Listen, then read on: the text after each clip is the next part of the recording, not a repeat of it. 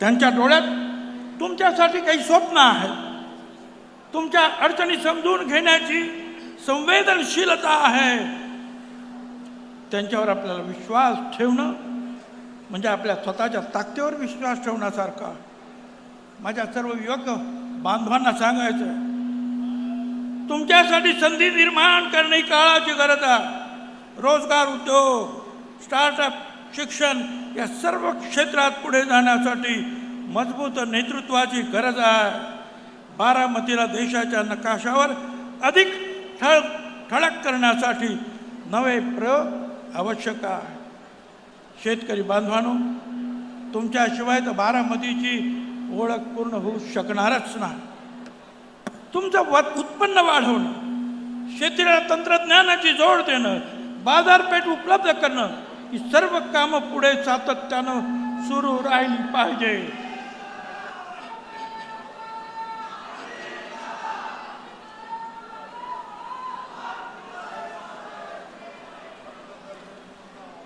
सुप्रियाताई आलेल्या आहेत, स्वागत आहे त्यांचं.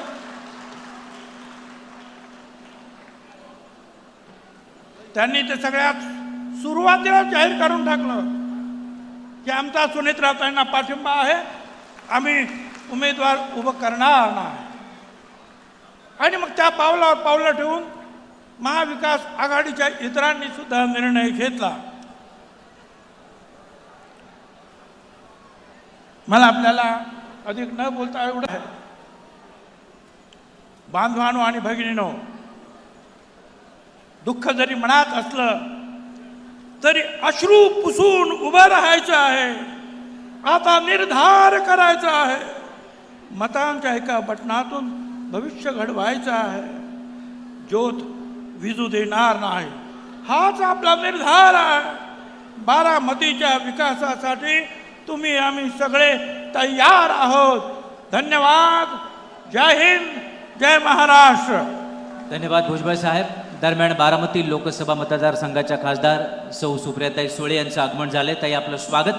तसेच राज्यसभेचे खासदार रामरावजी वडकुते सर यांचेही स्वागत. मी विनंती करेन, वडकुते साहेब, आपण आपलं मनोगत व्यक्त करणार आहात.